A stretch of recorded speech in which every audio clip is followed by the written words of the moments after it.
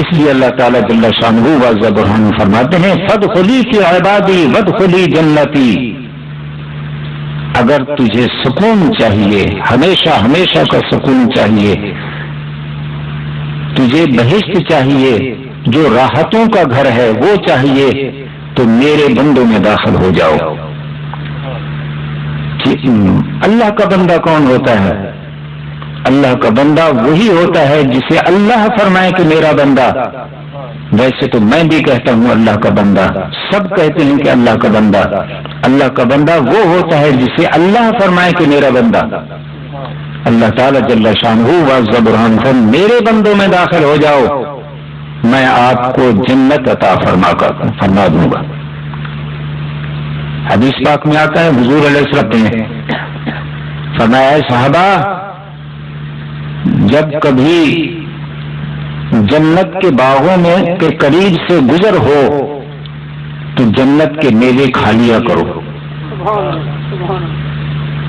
اب صحابہ کرام حیران ہیں، حیرانگی سے پوچھتے ہیں حضور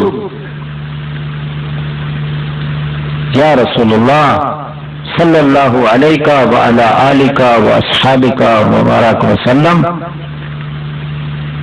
کہ جنت کے باغ کیا اور جنت کے میوے کیا؟ فرمایا جہاں اللہ کے ذکر کے حلقے ہوں اس میں شامل ہو جایا کرو، وہ اللہ کے جنت کے باغ ہیں، اور وہ حلقے جو ہیں وہاں ان میں شامل ہونا جنت کے میوے کھانے کے برابر ہے. فادخلی فی عبادی وادخلی جنتی. ایک حدیث پاک میں آتا ہے جس وقت حلقے موجود ہوں تو حلقے در حلقے فرشتوں کے جو صرف اس لیے دنیا کے اندر آتے ہیں کہ اللہ کے ذکر کرنے والوں کو ڈھونڈا جائے، حلقے پر حلقہ حلقے پر حلقہ زمین بھر جاتی ہے. اس کے بعد آسمان کی طرف حلقے بننا شروع ہو جاتے ہیں، یہاں تک کہ آسمان تک بھر جاتے ہیں فرشتے. جس وقت یہ محفل ختم ہوتی ہے تو بارگاہ عزتی میں یہی فرشتے جب پہنچتے ہیں تو اللہ جل شانہ واضح برہان ان سے پوچھتے ہیں، سب کچھ جاننے کے باوجود پوچھتے ہیں کہ آپ نے میرے ان بندوں کو کیسا پایا؟ وہ سارے کا سارا بیان کرتے ہیں.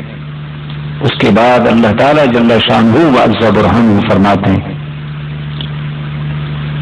فاشهدوا قد غفرت لهم، آپ گواہ ہو جاؤ میں نے سب کو بخش دیا.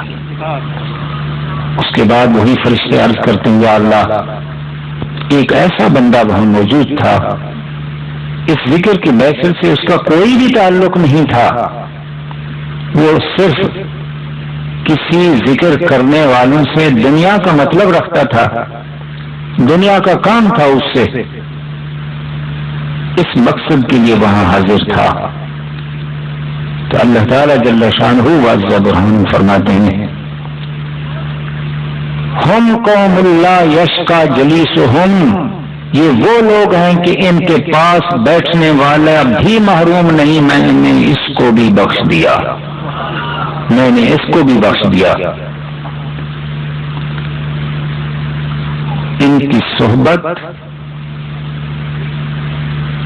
میں نہیں آتا شکی، یہ خبر دی مصطفیٰ نے اے تقی، کہ ان کی صحبت میں آنے والا کبھی بھی محروم نہیں ہوتا، اس کو ایمان حقیقی حاصل ہو جاتا ہے. حضور علیہ الصلوۃ والسلام فرماتے ہیں، اللہ تعالیٰ فرماتے ہیں اگر تو اے بندہ مجھے دل میں یاد کرے گا تو میں بھی تجھے دل میں یاد کروں گا. نبی کریم رؤوف رحیم علیہ الصلوۃ والسلام فرماتے ہیں قیامت والے دن جس وقت اس بندے کے اعمال ترازو پر ہوں گے، اللہ تعالی جل شانہ وعز برہانہ قدرت والے ہاتھ سے اس کے نیکیوں والے پلڑے میں کچھ رکھیں گے، جو ہی رکھیں گے وہ بھاری ہو جائے گا. یہ فرشتے جو یہاں موجود ہیں یہ سب کچھ لکھ رہے ہیں. یہ نیکی لکھنے والا فرشتہ عرض کرے گا یا اللہ ہماری دید و دانش میں یہ بات نہ آئی، ہم نہ سمجھ پائے، جبکہ اس کی حرکات و سکنات کو نہیں چھوڑا، اس کی زبان سے نکلی ہوئی کسی بات کو نہیں چھوڑا، اس کے کسی عمل کو نہیں چھوڑا، تو یہ کیا تھا؟ تو اللہ تعالیٰ جل شانہ و برہانہ فرمائیں گے علیم بذات الصدور، میری ذات ہے، میں دلوں کے راز کو جانتا ہوں، یہ بندہ مجھے دل سے یاد کیا کرتا تھا، یہ صرف اور صرف میری ذات کو معلوم تھا، آپ اس کے گواہ کیسے بن سکتے تھے؟ سن لو حضور علیہ الصلوۃ والسلام کیا فرماتے ہیں. فرمایا الا ان فی الجسد مضغۃ اذا صلحت صلح الجسد كله واذا فسدت فسد الجسد كله الا وهي القلب. فرمایا ایک لوتھڑا ہے جسم کے اندر، اگر اس کی اصلاح پیدا ہو، اس میں اصلاح پیدا ہو گئی تو سارے جسم کے اندر اصلاح پیدا ہو جائے گی، اگر اس میں فساد پیدا ہو گیا تو سارے جسم میں فساد پیدا ہو گیا. فرمایا وہ کیا ہے؟ وہ انسان کا دل ہے. اب ہمیں فکر لاحق ہو گئی کہ اس کو کیسے ٹھیک کیا جائے، یہ بات ادھوری نہیں رہی. آگے حضور علیہ الصلوۃ والسلام فرماتے ہیں لکل شیء سخالۃ سخالۃ القلوب ذکر اللہ. فرمایا ہر چیز کے صاف کرنے کے لیے، دھونے کے لیے کوئی مشکلہ ہوتا ہے، کوئی آلہ ہوتا ہے. فرمایا دل کے صاف کرنے کے لیے، دل کو ٹھیک کرنے کے لیے، دل کو منور کرنے کے لیے اللہ کا ذکر ہے. جب دل سے اللہ کا ذکر کریں گے دل ٹھیک ہو جائے گا. دل ہے کیا؟ دل کیا ہے؟ عربی کے اندر اس کو مالک الجوارح کہتے ہیں. عربی کے اندر دل کو مالک الجوارح کہتے ہیں، سارے بدن کا بادشاہ کہتے ہیں اس کو. بادشاہ کو سلطنت میں کتنا بڑا مقام ہے. کیا اس کا حکم نہیں چلتا؟ کیا اسی کا قانون نہیں چلتا؟ یہ سلطان البدن ہے، یہ بدن کا بادشاہ ہے. جب بادشاہ ٹھیک ہے تو سلطنت ساری کی ساری ٹھیک ہو جائے گی. اب کسی کو کچھ کہنے کی ضرورت ہی نہیں ہے. عزیز دوستو، 3 چیزیں اپنے ذمے لگا لیں. دل کو اللہ کے ذکر کے لیے، بدن کو نماز کے لیے، زبان کو درود و سلام کے لیے. اگر یہ چیزیں آپ نے اپنا لی آپ کا شمار اولیاء کرام میں ہو جائے گا. پکی بات پکی بات پکی بات. جو احکامات، جو خوشخبریاں اللہ والوں کے لیے ہیں وہ آپ کے لیے بھی ہوں گی، آپ بھی اسی زمرے میں شامل ہو جائیں گے. یہ دل کا ذکر عام لوگوں کا ذکر نہیں، نہ بتایا جاتا ہے. آج سے کچھ وقت پہلے 20 سال عرصہ دراز تک آزمایا جاتا تھا، جسے دیکھتے کہ یہ راسخ العقیدہ ہے، یہ محنتی ہے، یہ خاص آدمی ہے، اس کو یہ دل کا ذکر بتایا کرتے تھے. حضرت شیخ عبد القادر جیلانی محبوب سبحانی رحمۃ اللہ تعالی کی خدمت میں حضرت شیخ عطار رحمۃ اللہ تعالی فرماتے میں 15 برس رہا، وہاں دیکھا تو کیا دیکھا؟ فرمایا وہاں یہ دیکھا ذکر عام راب و ذکر زبان. عام لوگوں کا جو ذکر ہوتا تھا وہ زبان کا ذکر خاصا از دل بے گما، اور ان میں سے چنے ہوئے جو لوگ ہوتے تھے جن کو اولیاء کرام کہا جاتا ہے ان کا ذکر جو ہے وہ دل کا ذکر ہوتا ہے. تو عزیز دوستو، انتہائی خوش نصیبی کی بات ہے کہ ہمیں اللہ والے ایسے ملے، ایسے سخی ملے کہ وہ نعمت ہمیں عطا کی جو حضور علیہ الصلوۃ والسلام نے سیدنا صدیق اکبر رضی اللہ تعالی عنہ کو عطا کی تھی. ما صب اللہ فی صدر شیء الا صببته فی صدر ابی بکر. یہ وہ نعمت ہے. آپ اس دل کے اندر، اس دل کی گہرائیوں کے اندر اللہ تعالی جل شانہ کے نام مبارک کو اتار کے تو دیکھو، آپ کو حیات ابدی ملتی ہے کہ نہیں؟ یقیناً ملتی ہے، ملے گی.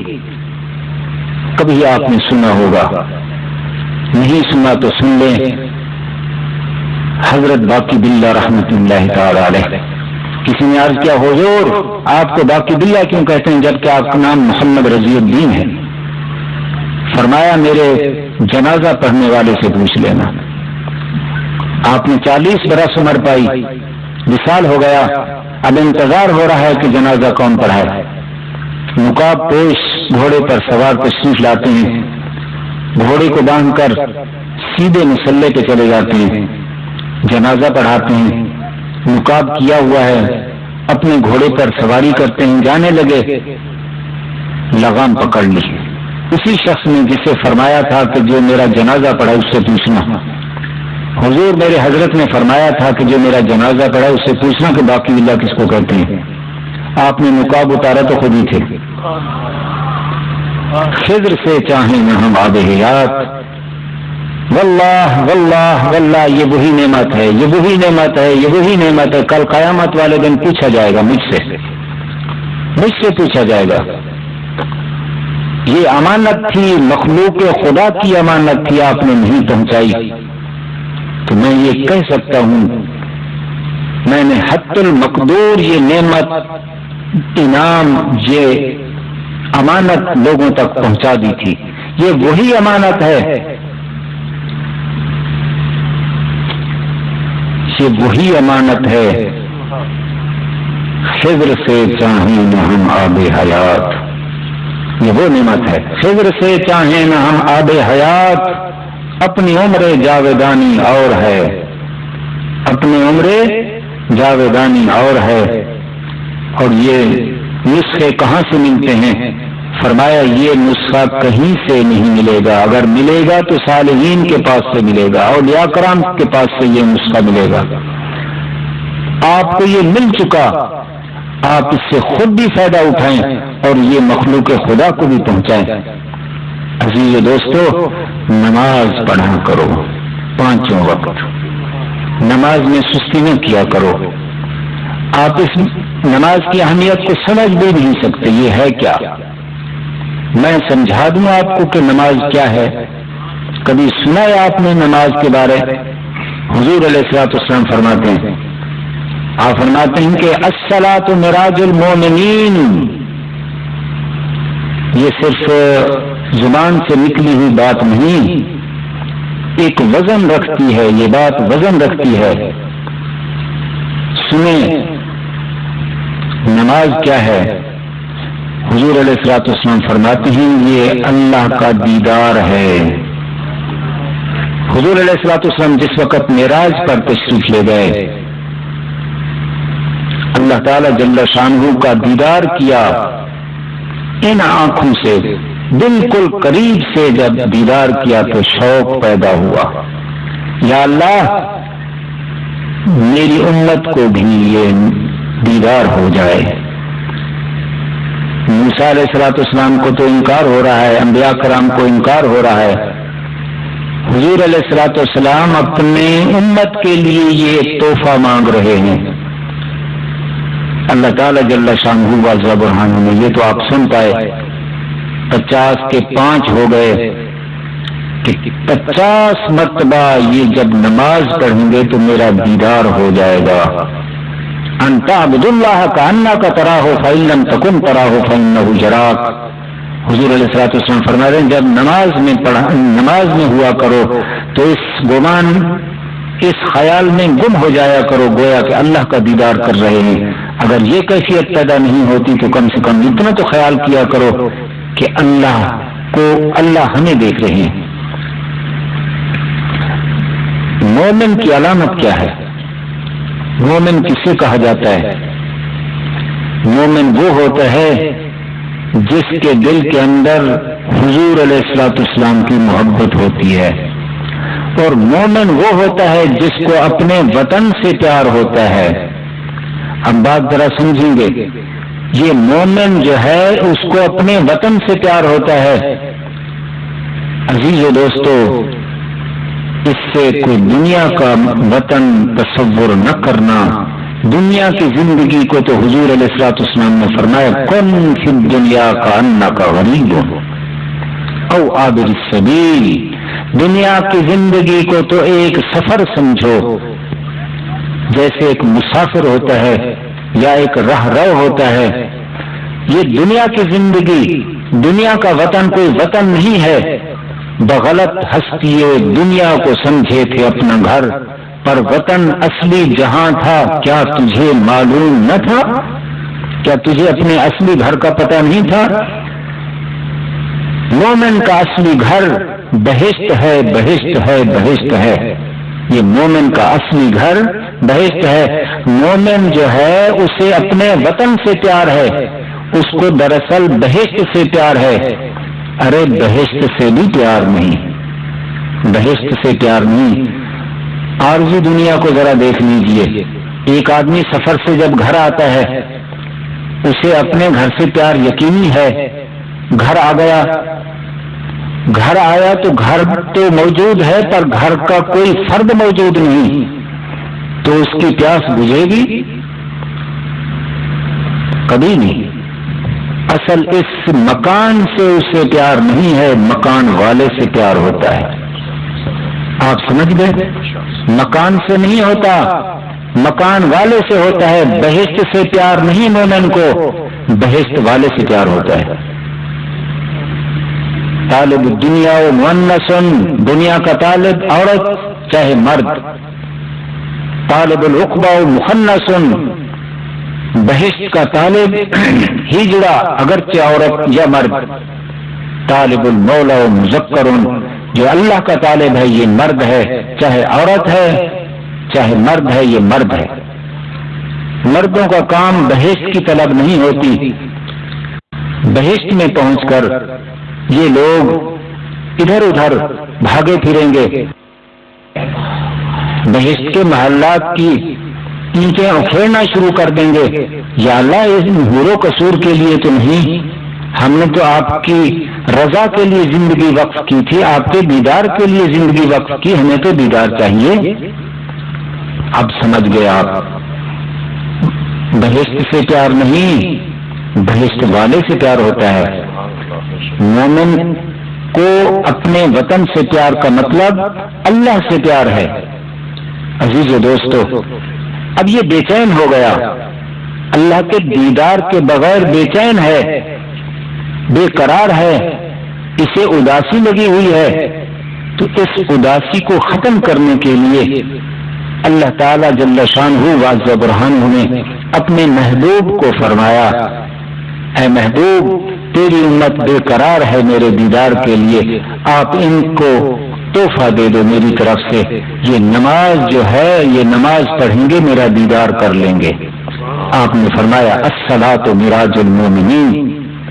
عزیز و دوستو، نماز کو کیا کہا جاتا ہے؟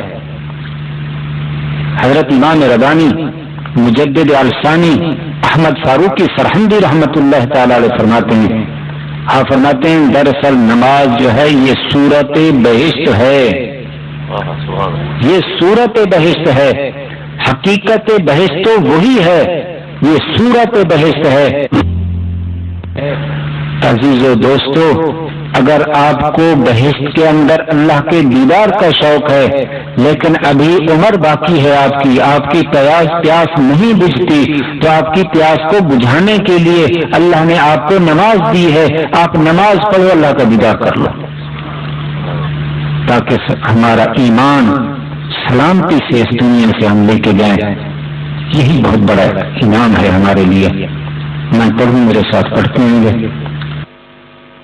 اللہم مغفرتک اوسع من ذنوبی ورحمتک ارجا عندی من عملی۔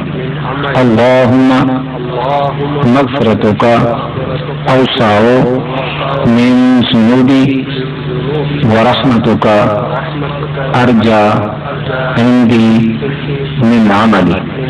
اللہم مغفرتک اوسع من ذنوبی ورحمتک ارجا عندی من عملی۔ کھڑے ہو جائیں گے، تھوڑی دیر کے لیے درود و سلام پڑھ لیں گے۔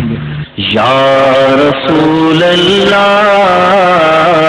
یا حبیب اللہ پکارو، یا رسول اللہ یا حبیب اللہ، تم بھی کر کے ان کا چرچا اپنے دل چمکاؤ، اونچے میں اونچا نبی کا جھنڈا، اونچے میں اونچا نبی کا جھنڈا، عظمت والا نبی کا جھنڈا، کعبے پہ گاڑا نبی کا جھنڈا، گھر گھر میں لہراؤ، پکارو یا رسول اللہ یا حبیب اللہ، پکارو یا رسول اللہ یا حبیب اللہ، یا رسول اللہ کے نعرے سے ہم کو پیار ہے، ہم نے یہ نعرہ لگایا اپنا بیڑا پار ہے، خلد میں ہوگا ہمارا داخلہ اس شان سے، یا رسول اللہ کا نعرہ لگاتے جائیں گے، سرکار کی آمد مرحبا، آقا کی آمد مرحبا، داتا کی آمد مرحبا، رسول کی آمد مرحبا، یا رسول اللہ یا حبیب اللہ، پکارو یا رسول اللہ یا حبیب اللہ، عرش حق ہے مسند رفعت رسول اللہ کی، دیکھنی ہے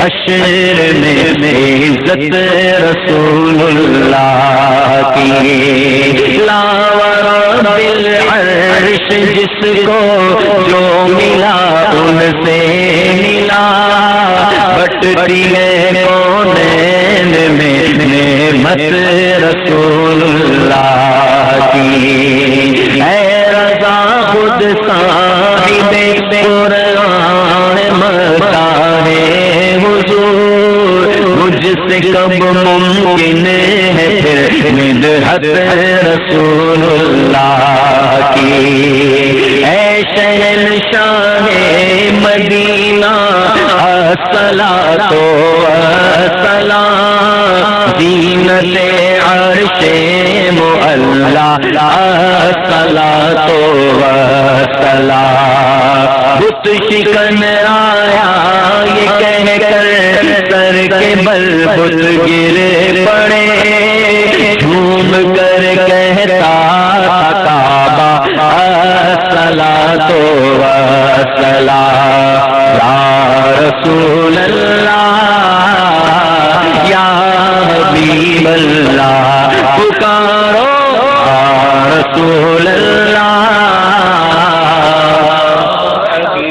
مومنوں پڑھتے رہو تم اپنے آقا پر درود، ہے فرشتوں کا وظیفہ الصلاۃ والسلام، جب فرشتے قبر میں جلوہ دکھائیں آپ کا آقا، جب فرشتے قبر میں جلوہ دکھائیں آپ کا، ہو زباں پر پیارے آقا الصلاۃ والسلام، میں وہ سنی ہوں جمیل